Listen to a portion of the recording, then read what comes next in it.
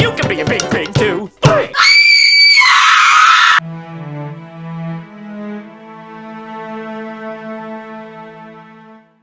Pigs are funny, aren't they? They have funny faces, they make funny noises, and they taste damn good. But there was once a group that showed the potential of how dangerous this group of animals could get.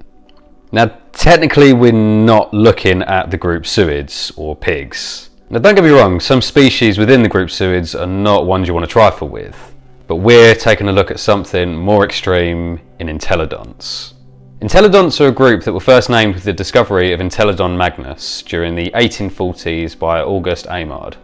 From there, more and more species were being described from all over Europe and North America, all hailing from rock formations from the late Eocene right up until the mid-Miocene. Then, during the 20th century, specimens were then being described from Asian formations of the same sort of ages. The most famous member of this group, though, was one found in North America by Edward Drinker Cope, classified as Daeodon chochinensis. Now, Daeodon is a classic example of the nickname given to the Entelodonts, which are Terminator pigs or hell pigs. Why, you ask? Well, for a start, these would have been some fucking scary animals to bump into on a dark night, but also for the superficial pig resemblance. The Daeodon specifically shows off these traits well. This was an artiodactyl, also known as the even-toed ungulates. These are all of the hoofed mammals that bear their weight on an even number of hoofed toes. Now, once we go out from those gnarly toes and long slender legs, we see an animal that stood at around 1.77 metres or 5.8 feet tall at the shoulders, with a massive skull roughly 3 feet long. The skull was filled with omnivorous teeth and several bony expansions, namely some very sticky out cheekbones, also known as zygomatic arches, which did have a function that I'll get into when I go over behaviour. Overall though, Daeodon didn't seem specialised for anything in particular, so to find out why, we should really take a look at its environment. Daeodon was found to have a wide range across North America during the transition from the Paleogene to the Neogene, a crucial time in which the biomes were going through a big shift. Dense forests occupied these regions during the Oligocene, but they eventually gave way to extensive grasslands that stretched for acres upon acres. Now, these were seasonal floodplains throughout this time, with fauna that would have actually showed more affinities with the plains of Africa. Unlike other Entelodonts, Daeodon actually showed some adaptations for these wide open plains, evolving limbs better than most Entelodonts for more long distance running.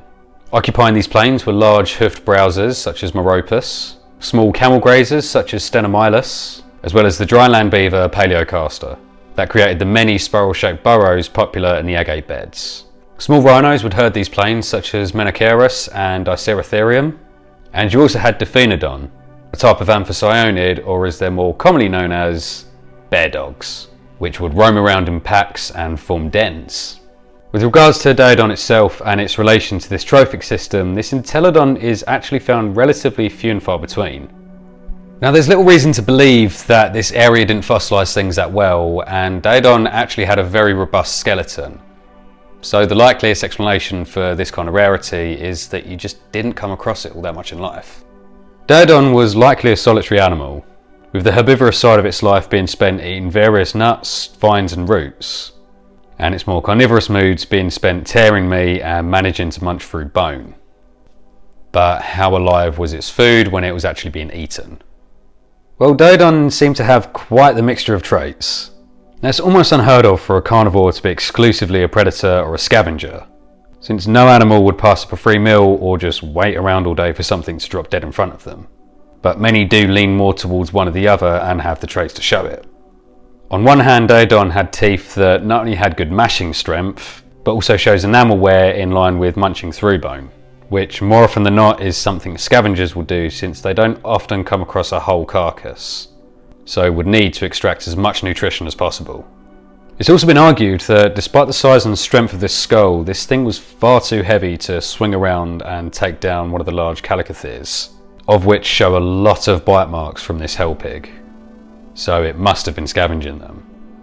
On the other hand though, Daeodon had strangely long limbs and bison-like musculature, meaning it was optimised for running, as well as stereoscopic vision often needed for a predator for better depth perception. On top of this, there has been evidence for predation in other Entelodonts, which doesn't prove predation with Daeodon specifically, but does support it. The likeliest answer? Well, given the omnivory, I think it's likely that Daeodon led a lifestyle most similar to bears. Bears are a textbook example of opportunistic, generalist megafauna, eating a variety of vegetation and partaking in a roughly equal amount of predation and scavenging. With the seasonal changes of the time, Daeodon likely changed between these eating habits depending on what showed more abundance in specific circumstances. Now, I mentioned that these were not social animals, and when this is the case, two members of the same species meeting can often be quite a violent encounter.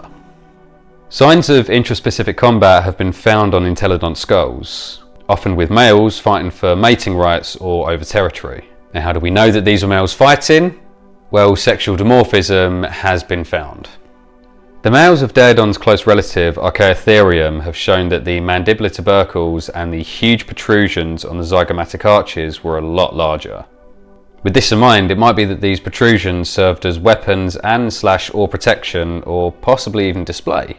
Forest hogs show similar processes that support glands used for chemical communication with each other, so maybe there was some sort of convergence there. What I would like to know is what you guys think, so please let me know down in the comments below. Please consider subscribing if you haven't already, and I'll catch you guys next time.